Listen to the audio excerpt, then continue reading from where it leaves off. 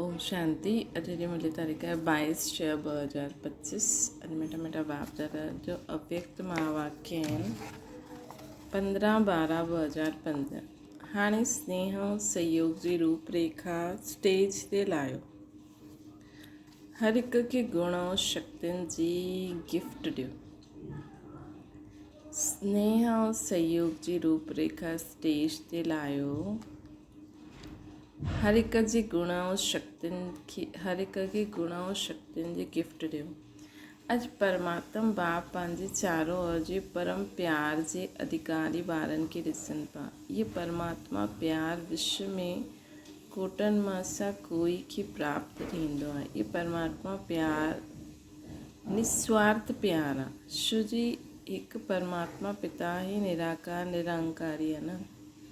मनुष्य आत्मा शरीरधारी हुजण जे कारण कोई न कोई स्वार्थ में अची वेंदा आहिनि।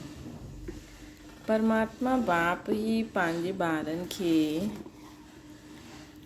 अहिड़ो निस्वार्थ प्यार ॾींदा आहिनि। परमात्मा प्यार ब्रह्मण जीवन जो विशेष आधार आहे।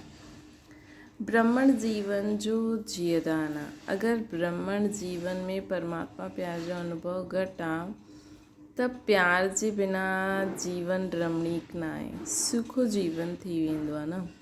परमात्मा प्यार ई जीवन में सदा साथ बि ॾींदा आहिनि ऐं साथी ठही सदा सहयोगी रहंदा आहिनि। जिते प्यार आहे साथ आहे उते सभु कुझु ॾाढो सहज ऐं सरल थी वेंदो आहे। महिनत जो अनुभव न थींदो आहे। ईअं अनुभव आहे परमात्मा प्यारा कोई भी व्यक्ति व साधननि जी आकर्षण में न अची सघंदा आहिनि। परमात्मा प्यारा कोई भी व्यक्ति व साधननि जी आकर्षण में न अची सघंदा आहिनि। श्री परमात्मा आकर्षण परमात्मा प्यार अहिड़ो अनुभव कराईंदो आहे जो सदा प्यार जे कारण लवलीन रहंदा आहिनि। जेके माण्हुनि परमात्मा में लीन थियणु सम्झी वरितो आहे। परमात्मा में लीन न थींदो आहे लेकिन परमात्मा प्यार में लवलीन थी वेंदा आहिनि। बाप दादा चारों ओर जे ॿारनि खे ॾिसंदा आहिनि। परमात्मा प्यारा त सभी ठहिया आहिनि लेकिन हिकु आहे लवली ॿार, ॿिया आहिनि लवलीन ॿार। त पंहिंजे पाण खां पुछो, लवली त सभी आहिनि लेकिन लवलीन केसि ताईं रहंदा आहियो। लवलीन ॿार जी निशानी आहे उहे सदा परमात्मा फरमान में सहज हलंदा आहिनि। फरमान में बि रहंदा आहिनि ऐं देहभान सां क़ुर्बान बि रहंदा आहिनि। छोजी प्यार में क़ुर्बान थियणु मुश्किल न आहे। सभिनि खां पहिरियों फरमान आहे योगी भव पवित्र भव। बाप जो प्यार ॿारनि सां प्यार हुजण जे कारण बाप ॿारनि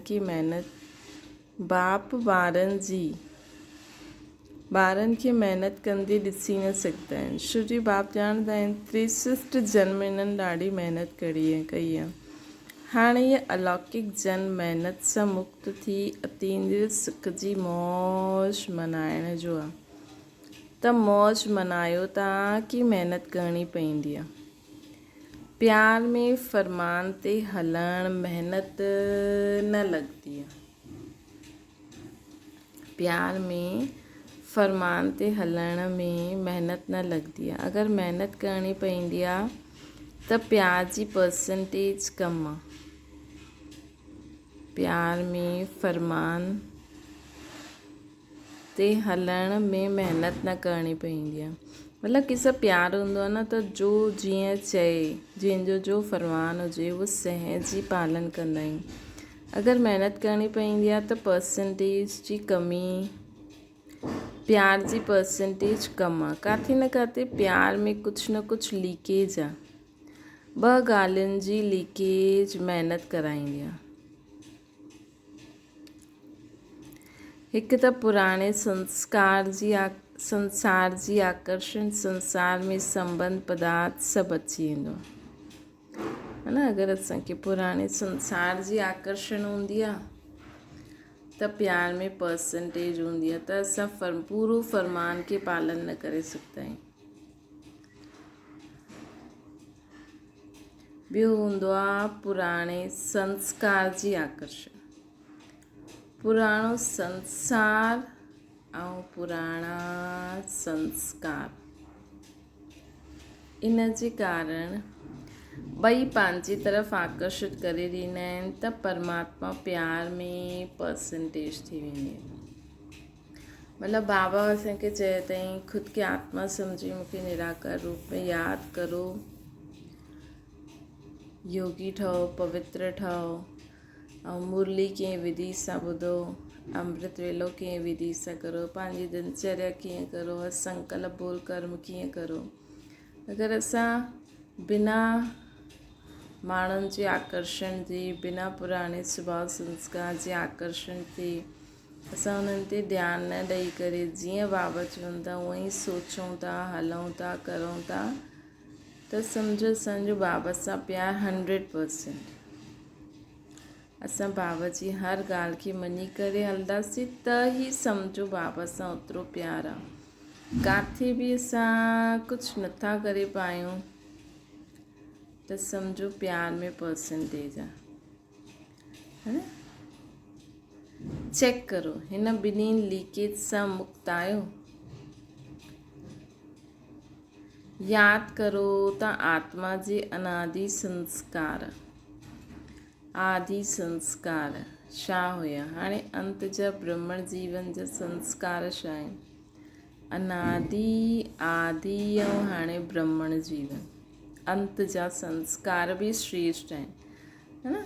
आदि अनादि परम धाम में असां शांत और शुद्ध आत्मा, सत्युग में सर्वगुण संपन्न, 16 कला संपूर्ण निर्विकारी डबल अंशक मर्यादा पुरुषोत्तम।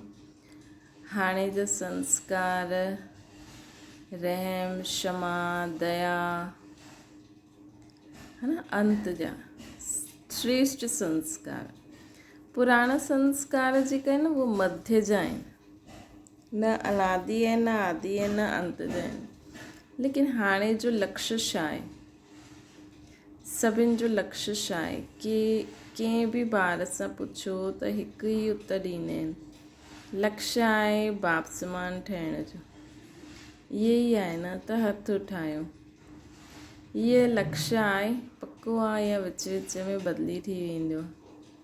त बाप ॿारनि सां पुछंदा आहिनि कि बाप दादा, बाप ऐं दादा ॿिन्हिनि जी समान संस्कार कहिड़ा आहिनि।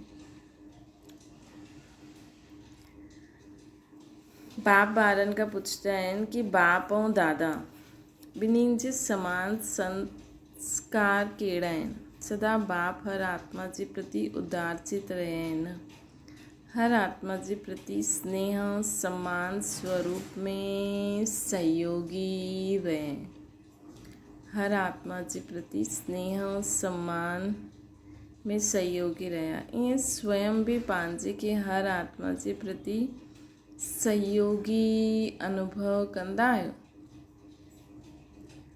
हर आत्मा जे प्रति सहयोगी अनुभव करो, चाहे मन सां, चाहे वाचा, चाहे कर्मणा। सहयोग ॾियो त सहयोगी ठहो, न मतिलबु उहो सहयोग ॾियनि त न असां ॾियूं, न असांखे हर हिक खे सहयोग ॾियणो।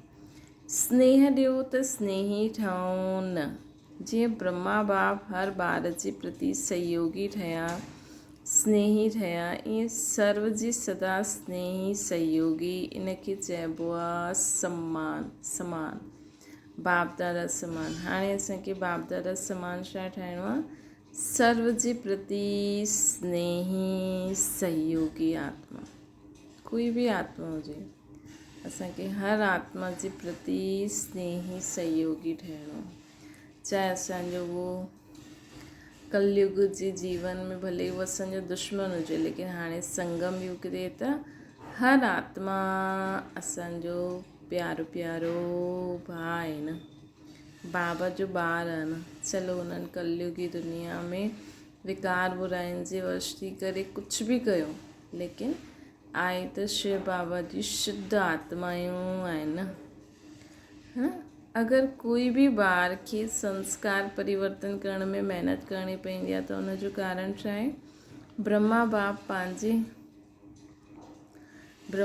पंहिंजे मथां अटेंशन रखी, महिनत न कई। संस्कार परिवर्तन में महिनत जो कारण आहे लवली ठहिया आहियो, लवली न ठहिया आहियो। जॾहिं असां लवलीन थी वेंदासीं न त असांखे महिनत न करणी पवंदी, अटेंशन त रखिणो पवंदो है न।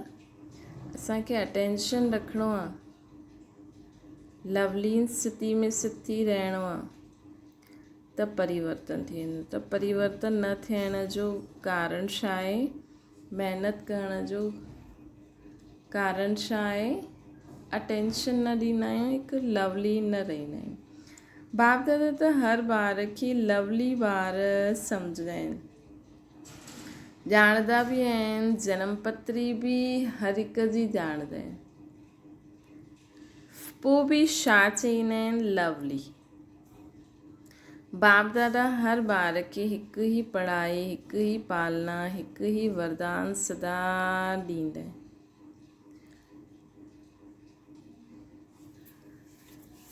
बाप दादा हर ॿार खे हिकु ई पढ़ाई, हिकु ई पालना, हिकु ई वरदान ॾींदा आहिनि।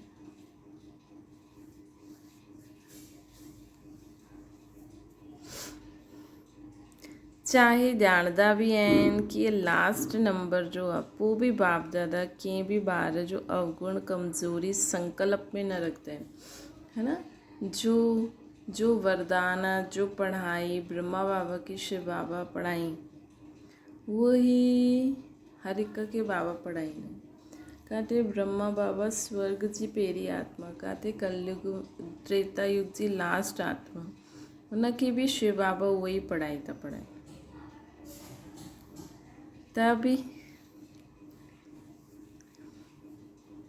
ॼाणंदा बि आहिनि बाबा लास्ट नंबर आहे, पोइ बि बाप दादा कंहिं बि ॿार जो अवगुण कमज़ोरी हीअं सोचई बाबा, अरे हीअ त त्रेता जी आत्मा, हिनखे छा पढ़ायां? त बि उनखे बाबा हुनजा अवगुण न ॾिसी करे कमज़ोरी संकल्प में न रखंदा आहिनि। चईंदा आहिनि मुंहिंजो लाडलो ॿार, सिकीलधो ॿार, मिठो मिठो ॿार, है न। हिन दृष्टि ऐं वृत्ति सां ॾिसंदा आहिनि न, छो जो बाप दादा ॼाणंदा आहिनि हिन वृत्ति ऐं श्रेष्ठ दृष्टि सां कमज़ोर महावीर ठही वेंदो आहे, है न। बाप दादा त ॼाणंदा आहिनि हर हिकु एक्टर आहे, हर हिक खे पंहिंजो पंहिंजो पार्ट वॼाइणो आहे। हाणे उहो त्रेता जे अंत वारी आत्मा जो बि पार्ट आहे, हुनखे बि बाबा एॾो ऊंचो उठाईंदा, छो जो एक्टर आहे न। हिकु बि एक्टर अगरि ना चई छॾे त न, हिकु बि सोचो अगरि कोई माण्हू मूवी थो ठाहे या कुझु बि ठाहे थो, स्किप थो करे, ड्रामा थो करे, त हुन में कंहिंजो दासी जो बि पार्ट हूंदो, लेकिन उहा दासी ॾाढो सुठो पार्ट वॼाईंदी आहे। ऐं हुनखे अगरि उहो डायरेक्टर सुठी रीति ट्रीट न करे त, है न। वैसे उहो चईंदी मूंखे त पैसा खपनि, लेकिन हुनखे ॿिया बि उहो मिलनि था, त हुन दासी खे बि माण्हुनि खे, डायरेक्टर खे हथ जोड़े करे पार्ट वॼाइण लाइ वठी अचिणो पवंदो, है न। त बाबा त डायरेक्टर आहिनि, बाबा खे त पंहिंजो राजधानी स्थापना कराइणी आहे, बाबा खे त हर हिक खे तयारु करिणो आहे। ऐं ॿियो आहे कि बाबा जा त सभी ॿार आहिनि न, हर हिकु आत्मा जो पंहिंजो पंहिंजो पार्ट आहे, त बाबा त उन ई नज़र सां ॾिसंदा आहिनि न। कोई बि कमु घटि थोरी हूंदो आहे, हर हिकु पार्ट जी पंहिंजी पंहिंजी विशेषता हूंदी आहे, है न। त बाबा चईंदा आहिनि कि हिन दृष्टि ऐं वृत्ति सां ॾिसंदा आहिनि। कहिड़ी दृष्टि? कि मुंहिंजो लाडलो सिकीलधो ॿारु आहे। बाबा सोचता आहिनि मां हिननि खे हिननि जे प्रति पंहिंजी दृष्टि वृत्ति खे श्रेष्ठ ठाहींदमि त हीअ कमज़ोर बि महावीर ठही वेंदो। हीअ कमज़ोर बि महावीर ठही वेंदा।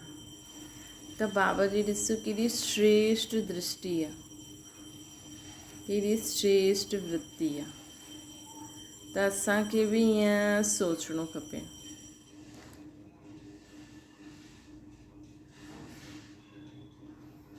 ईअं ई पंहिंजे श्रेष्ठ वृत्ति व शुभभावना शुभकामना द्वारा कंहिंखे बि परिवर्तन करे सघंदा आहियो। जॾहिं तव्हां चैलेंज कयो आहे कि प्रकृति खे बि परिवर्तन करे करे ॾेखारींदासीं त छा आत्मा इनखे परिवर्तन न करे सघंदा आहियो? प्रकृति जीत ठाहींदा आहियो त आत्मा जी श्रेष्ठ भावना सां असां प्रकृति जीत ठाहींदा आहियूं त आत्मा जी श्रेष्ठ भावना सां कल्याण जी कामना सां परिवर्तन न करे सघंदा आहियो। त मतिलबु कोई बि आत्मा हुजे, असांखे हाणे उन असां सां पहिरियों जो बि बुरो व्यवहार कयो हुजे, कुझु बि कयो हुजे या उन ॿिए सां कयो हुजे या असांखे पतो आहे हिन जा बुरा सुभाउ, असांखे कुझु ॾिसणो ई न आहे। असांखे सिर्फ़ु ॾिसणो आहे हीअ ॾाढी सुठी आत्मा आहे। भले कोई असां वटि कुझु नेगेटिव भावना सां आई आहे, असां वटि उहो कोई नेगेटिव भावना सां आई बि आहे न, असांजे लाइ हुनजी नेगेटिव दृष्टि वृत्ति बि आहे, लेकिन असां पंहिंजी दृष्टि वृत्ति सदा सर्व जे लाइ शुद्ध रखूं। कोई तव्हां वटि अचे, कोई तव्हां वटि फ़ोन करे ग़लति इंटेंशन सां, लेकिन असां फ़ोन खणूं, हा भई बाबा तव्हांखे लॻे साम्हूं वारो कुझु ग़लति इंटेंशन सां आहे, असां हुन लाइ सोचियूं शुद्ध आत्मा आहे, सुठी आत्मा आहे बसि, है न। त हुनजो उहो ग़लति इंटेंशन बि उन समय दॿिजी वेंदो। प्रकृति जी ठाहींदा आहियो त छा आत्मा जी श्रेष्ठ भावना कल्याण जी कामना सां परिवर्तन न करे सघंदा आहियो? करे सघंदा आहियो न। त हिन करे बाबा असांखे चवनि था कि बाप दादा त हर ॿार खे लवली ॿार सम्झंदा आहिनि, ॼाणंदा बि आहिनि सभु कुझु, त बि उन्हनि खे पढ़ाई पालना वरदान हिकु ई ॾींदा। उन्हनि जे प्रति दृष्टि वृत्ति हमेशह श्रेष्ठ रहंदी। हाणे नयो वर्ष शुरू थियण वारो आहे, त नए वर्ष में सर्व बेह जे ब्रह्मण परिवार जे विच हिक ॿ जे प्रति पंहिंजी शुभ भावना श्रेष्ठ कामना द्वारा हर हिक ॿिए खे परिवर्तन करण में सहयोगी ठहो। हर हिक ॿिए खे परिवर्तन करण में सहयोगी ठहो। चाहे कमज़ोर आहे, ॼाणंदा आहियो इन्हनि जे संस्कारनि में कमज़ोरी आहे, लेकिन तव्हां पंहिंजे स्नेह ऐं सहयोग जी शक्ति द्वारा सहयोगी ठहो।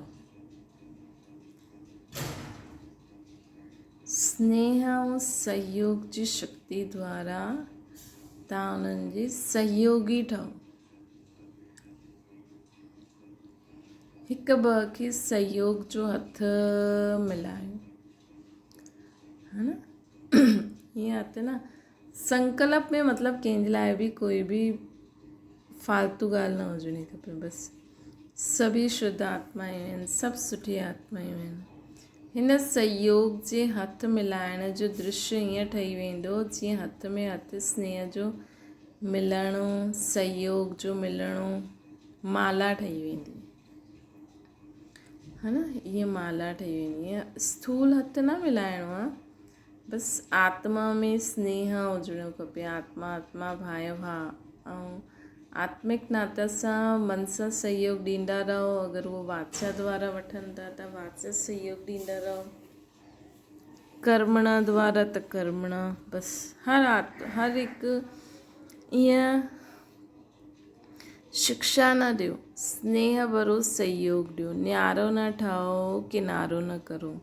अगरि वो ॿुधे नथो या कोई बि ॻाल्हि आहे या तव्हांखे पसंदि ईअं मिलणु करणु पसंदि न आहे त स्नेह, आत्मिक स्नेह जा वाइब्रेशन फैलायो, है न। आत्मिक स्नेह जा वाइब्रेशन फैलायो, शुभ भावना शुभकामना जा वाइब्रेशन फैलायो। न्यारो न ठहो, किनारो न करो, सहारो ठहो। श्रुति तव्हांजो यादगार विजय माला आहे। हर हिकु मणको मणके जे साथी सहयोगी आहिनि, तॾहिं माला जो चित्र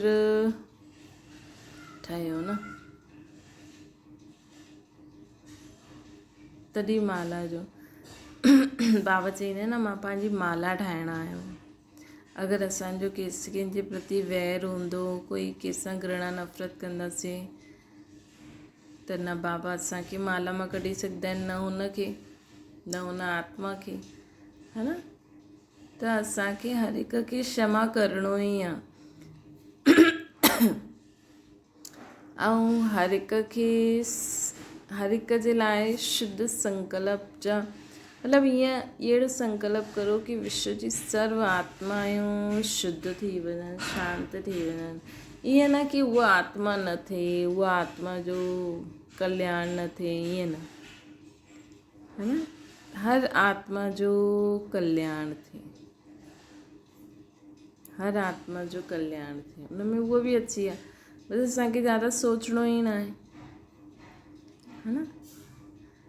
त बाबा असांखे चवनि था, हर हिकु मणको मणके जे साथी सहयोगी आहिनि, तॾहिं त माला जो चित्र ठहियो न।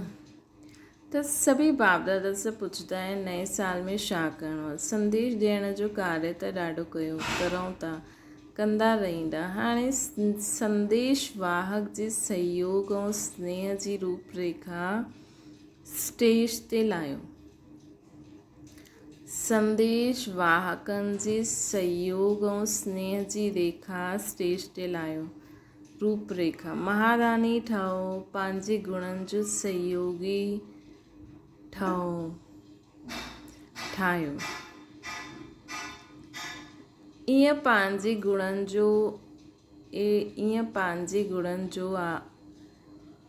जो आहे त बाबा जा गुण, परमात्मा जा गुण, लेकिन जो गुण तव्हां पंहिंजा ठाता अथव, हुन गुणनि जी शक्ति सां उन्हनि जी कमज़ोरी दूरि करो।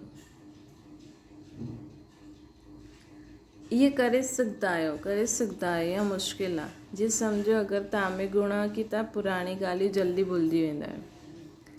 कई माण्हू अञा ताईं पुराणी बीती ॻाल्हियुनि खे यादि करे अञा ताईं दुखी परेशान थींदा आहिनि, है न। भले दुखी परेशान न थींदा आहिनि, लेकिन स्मृति में त आहे, है न। त अगरि असां पुराणी बीती ॻाल्हियुनि खे, सभु पुराणो भुलिजण जी शक्ति आहे असां में, त असां उहा शक्ति ॿियनि खे बि ॾियूं। छोजी हाणे बि दुनिया में कई माण्हू अहिड़ा आहिनि जो पुराणी ॻाल्हियुनि खे ध्यान में रखी उहो त अञा ताईं दुश्मनी करे वेठा आहिनि। चलो असां दुश्मनी त नथा करूं,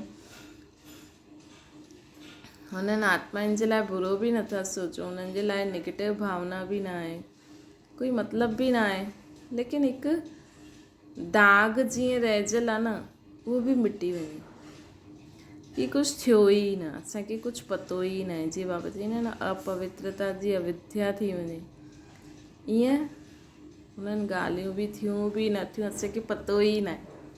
उहो इंसान बि असांजे साम्हूं अची वञे त बि असांखे लॻे कि इहे त आत्मा ऐं बाबा जी संतान। बसि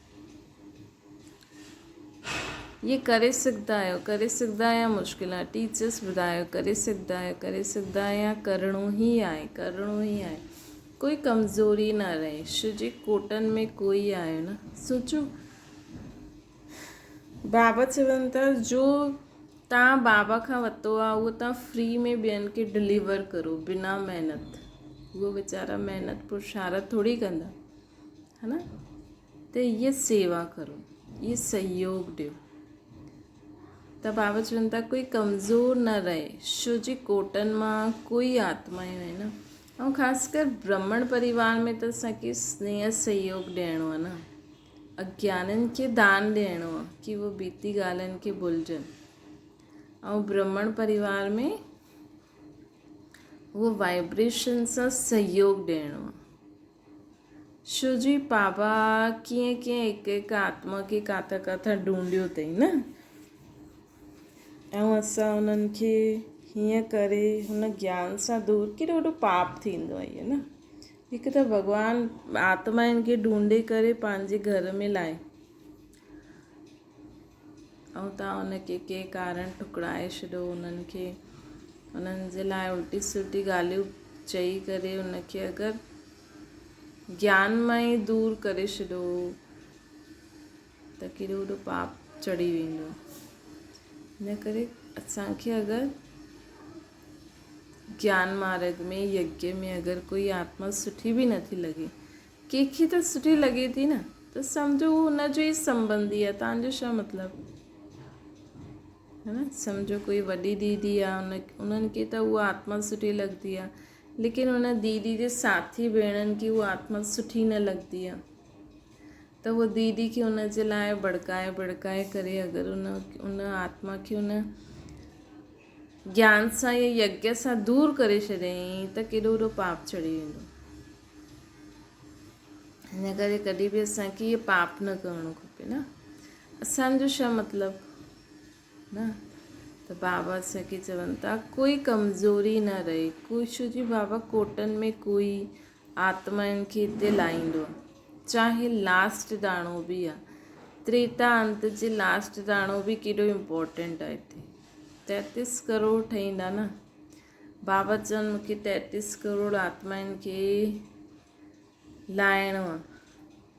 असां अगरि उन्हनि खे सहयोग न ॾियूं, ॿियो ई सहयोग बि न ॾियूं, ॿियो उन्हनि खे कढी बि छॾूं, हे त ग़लति आहे न। बाबा जे कार्य में विघ्न थी वियो न।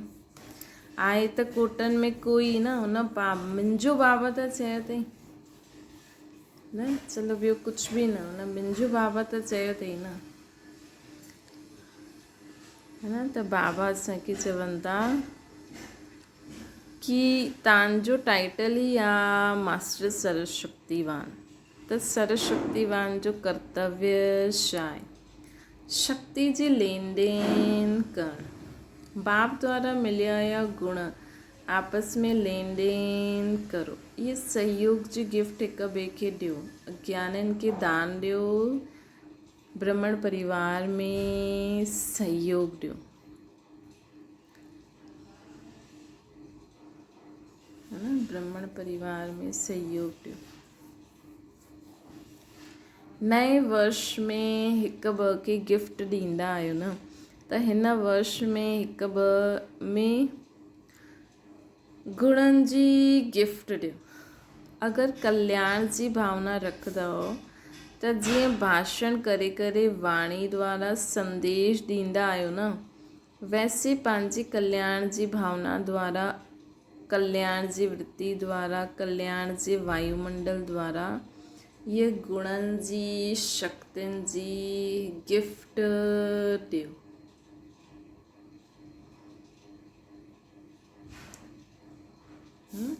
ये बाबा द्वारा जो बि तव्हां गुणनि खे पंहिंजो ठातो आहे, जो बि तव्हां शक्तियूं पंहिंजे में धारण कयूं आहिनि, उहो ॿियनि खे गिफ्ट में ॾियो। उहो सभु गुण ॿियनि खे गिफ्ट में ॾियो, ॿियनि खे शक्तियूं गिफ्ट में ॾियो, पूरे ब्राह्मण परिवार वारनि खे, है न। ऐं अज्ञाननि खे दान में ॾियो उहो गुण ऐं शक्ति।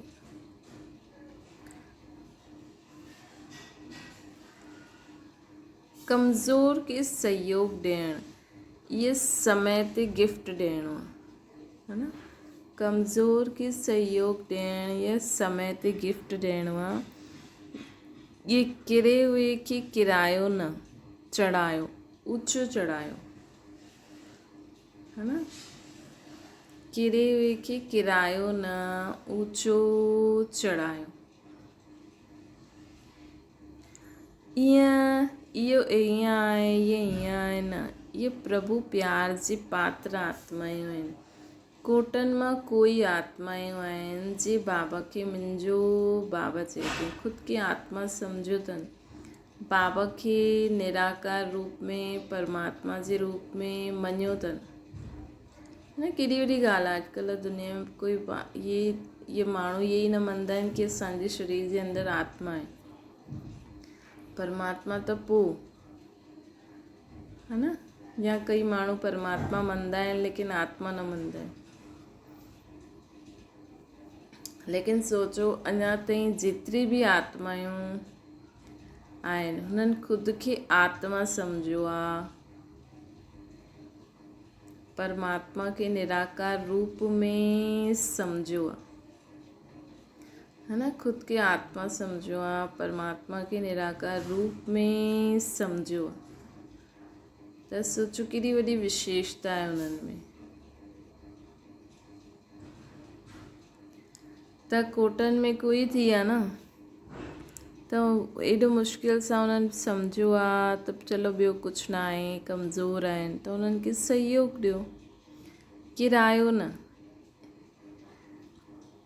सदा यादि रखो कि जेका बि जंहिं बि चयो आहे मुंहिंजो बाबा, उहो कोटनि में कोई आत्मा आहे, विशेष आत्मा आहे, चाहे पंहिंजे धर्म में ई आहे, लेकिन आहे त सही।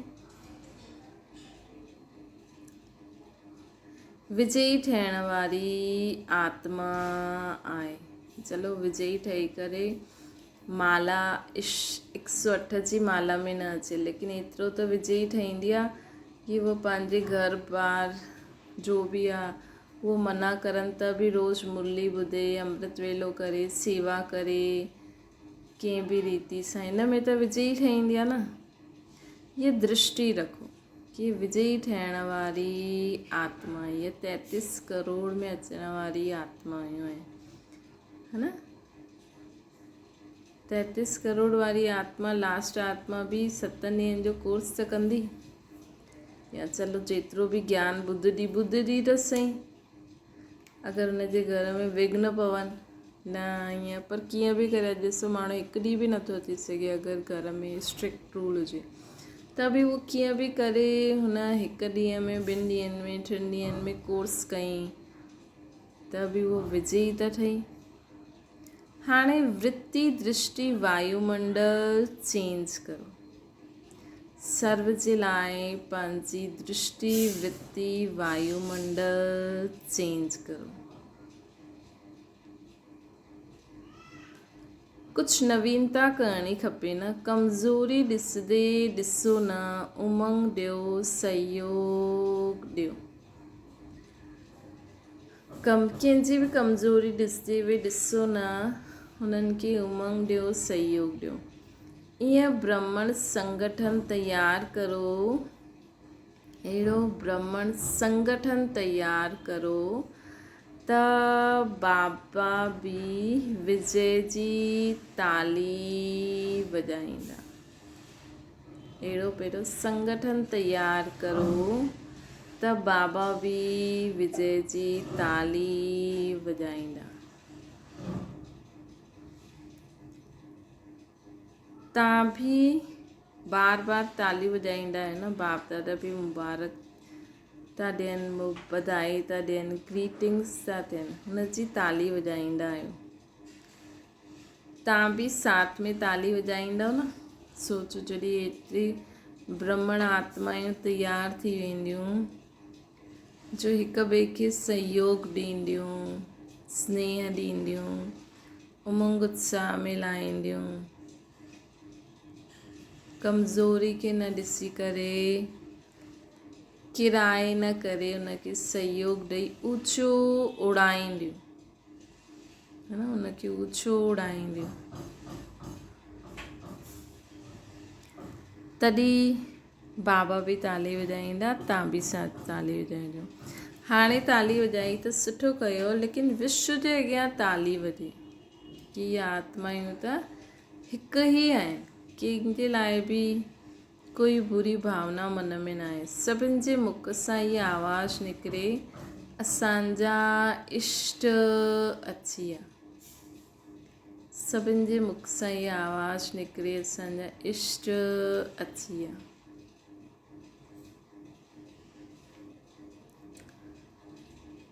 असांजा पूज्य अची विया। लक्ष्य पक्को आहे न, पक्को आहे लक्ष्य, करिणो ई आहे या ॾिसंदव प्लान ठाहींदव, करिणो ई आहे प्लान छा करिणो ई आहे। हाणे सभई इंतज़ारु करो था न, हाणे इन्हनि जो इंतज़ारु समाप्त थिए।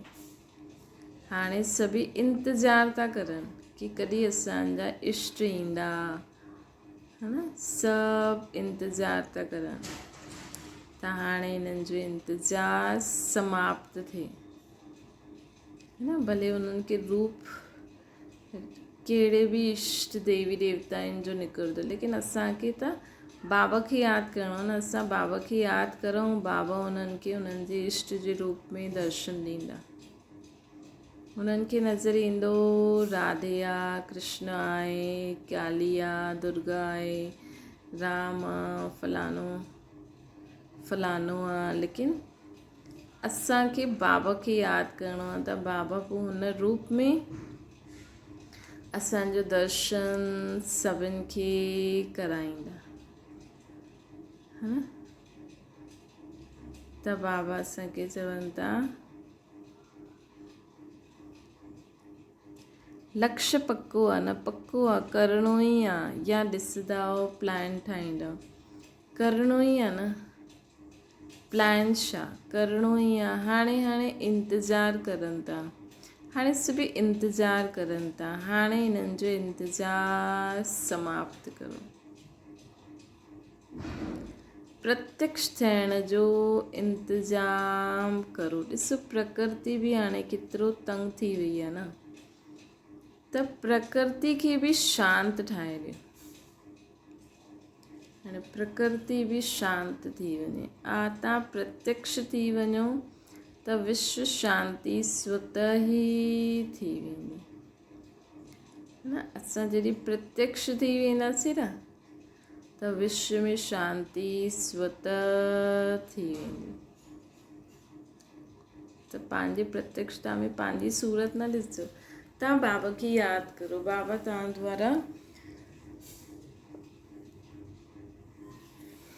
उन्हनि खे जो बि रूप ॾेखारिणो हूंदो उहो ॾेखारींदा। तव्हां प्रत्यक्ष थी वञो त विश्व में शांति स्वतः थी वेंदी। अच्छा, अॼुकल्ह विश्व में 2 ॻाल्हियूं विशेष हलनि थियूं। हिकु एक्सरसाइज़, ॿियो भोजन जे मथां अटेंशन। त तव्हां बि इहे 2 ॻाल्हियूं कंदा आहियो न। तव्हांजी एक्सरसाइज़ कहिड़ी आहे? शारीरिक एक्सरसाइज़ त सभु कंदा आहिनि, लेकिन मन जी एक्सरसाइज़ हाणे ब्रह्मण, हाणे फ़रिश्तो, हाणे देवता, इहे मनसा ड्रिल जो अभ्यास सदा कंदा रहो। ऐं शुद्ध भोजन, मन जो शुद्ध संकल्प। एक्सरसाइज़ कहिड़ी आहे? हाणे ब्रह्मण, हाणे फ़रिश्तो, हाणे देवता। फ़रिश्ते रूप में ॾिसो, हाणे असां ब्रह्मण आहियूं त ब्रह्मणनि जी सभा आहे। हाणे फ़रिश्ता आहियूं त फ़रिश्तनि जी सभा आहे। फ़रिश्तनि में त सिर्फ़ु जो संपूर्ण हूंदा उहे ई फ़रिश्ता हूंदा। हाणे देवता में त सभी विश्व जी सर्व आत्मायूं हूंदियूं। पंहिंजो विराट रूप इमर्ज थी वञे ऐं सभु जंहिं रूप में यादि कंदियूं आहिनि उन्हनि जे साम्हूं उन्हनि जा भक्त इमर्ज।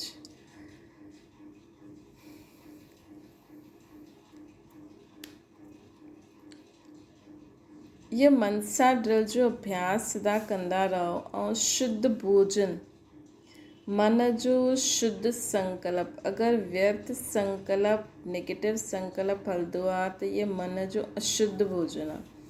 त मन में सदा शुद्ध संकल्पनि जो भोजन रहे।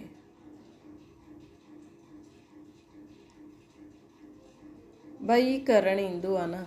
जेतिरो समय चाहियो ओतिरो समय शुद्ध संकल्प स्वरूप ठही वञो।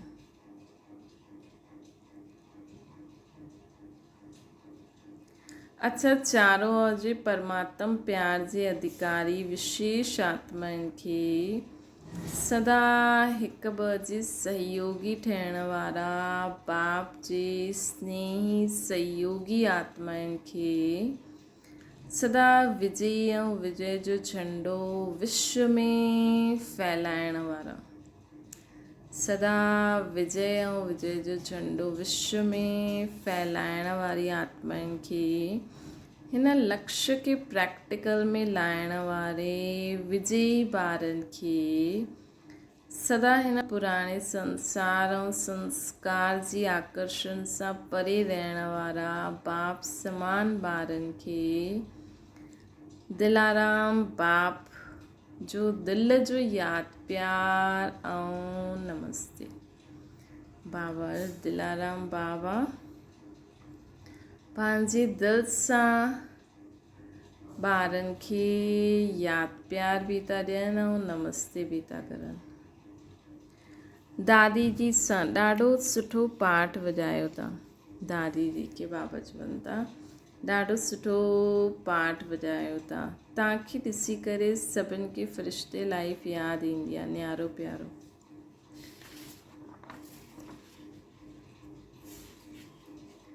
चलिए 2005 में गुजरात जी मुख्य 13 भेणनि सां बाप दादा जी मुलाक़ात। सुठा महावीर आहिनि न, महावीरनि जो कमु आहे विजयी ठही विजयी ठाहिण। त सभी सुठी सेवा करो था न, ऐं अॻियां बि सेवा थींदी रहंदी। बाप दादा ॿारनि जी उमंग उत्साह खे ॾिसी ख़ुशि थींदा आहिनि। सुठो गुजरात में फैलायो आहे, ॿियो बि फैलाईंदा रहंदा। बाप दादा सभी ॿारनि आशाउनि जे दीपक, सभी ॿार बाप दादा के सभी ॿार आशाउनि जा दीपक लॻनि था। अच्छा, संगठन बि सुठो आहे, हिक जी विशेषता आहे न। अच्छा, संगठन बि सुठो आहे, हिक जी विशेषता बाबा जे साम्हूं रहंदी आहे। अच्छा, ख़ुशि आहियो, ख़ुशी बांटण वारा आहियो। सरला दीदी बाबा खां पुछियईं दादी माला में कंहिंखे रखियो आहे, तव्हां छा सम्झंदा आहियो? बाबा चईं असां त हूंदा ई न, तव्हां त हूंदो ई ईअं सम्झंदा आहियो। थोरो ई बहुत हिक ॿ खे सहयोग ॾियो, ॿियो जो कुझु बि रहियल आहे उहो सभु ख़तमु थी वञे, है न। ॿियो जो कुझु बि रहियल आहे उहो सभु ख़तमु थी वञे न। जेके मुख्य स्थान में जो मुख्य निमित आत्मायूं आहिनि, है न। हर स्थान में सोचो, बाबा त गुजरात की था चवनि, ईअं हर स्थान में मुख्य आत्माउनि खे इकट्ठो करो, उन अनुसार माला ठही वेंदी, है न। बाबा चई हाणे हिक ॿ खे सहयोग ॾियो, जो कुझु बि रहियल आहे उहो सभु बाक़ी ख़तमु, सभु बाप समान ठहिण वारा आहियो न। नवीनता छा करूं? कंहिं बाप खे पुछियईं बाबा खां। बाबा चईं मां ॿुधायो न तव्हांखे, हिकु सेंटर कम से कम हिकु वारिस त तयारु करे, है न। हिकु सेंटर कम से कम हिकु वारिस त तयारु करे न। त हिन वर्ष उनखे वठी करे अचिजो।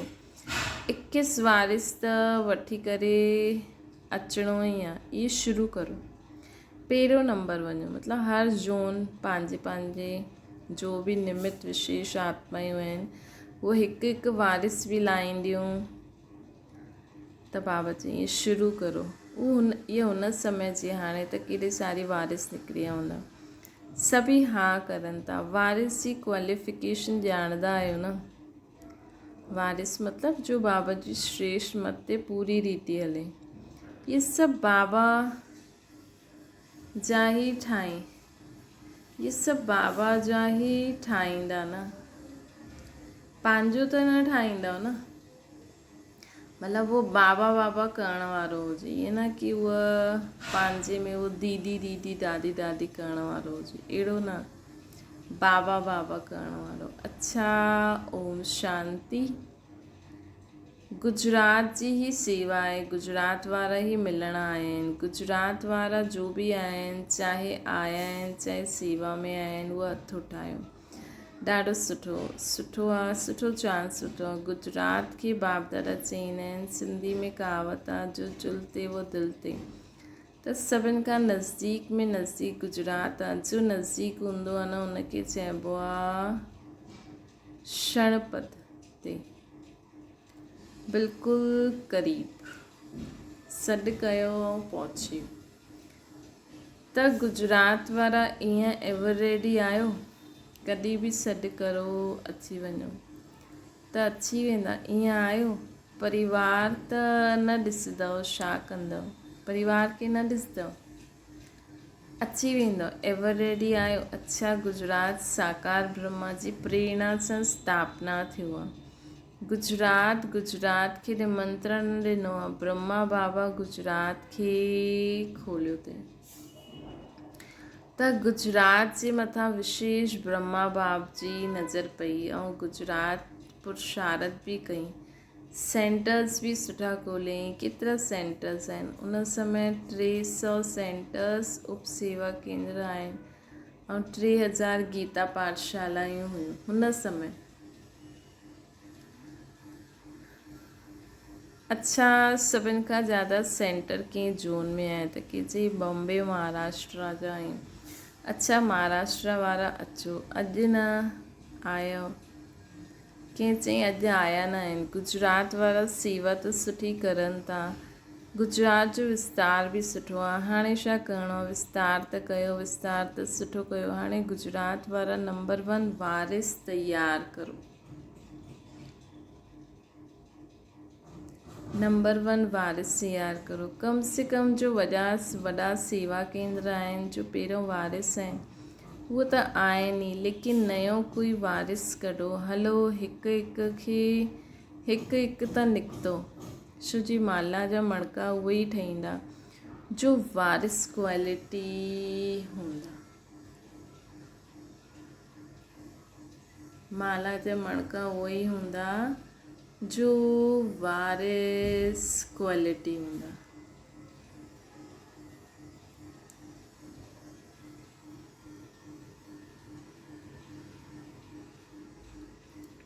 पोइ उन्हनि खां पोइ उहा नंबरवार हूंदा। बाबा चवनि था त माला जा मणका केरु हूंदा, जो वारिस क्वालिटी हूंदा। त हिन करे बाबा चवंदा आहिनि वारिस क्वालिटी करो। त माला त तयारु आहे न, 16,108 जी बि माला ठही वई। हाणे अगरि बाप दादा चए 108 जी माला ठाहियो त ठाहे सघंदा आहियो। बाबा चई 16,108 जी माला बि ठहियलु आहे। हाणे अगरि बाप दादा चए 108 जी माला ठाहियो त ठाहे सघंदा आहियो। दादियुनि ॿुधायो 108 जी माला ठही सघंदी आहे। दादी चई हा ठही सघंदी आहे।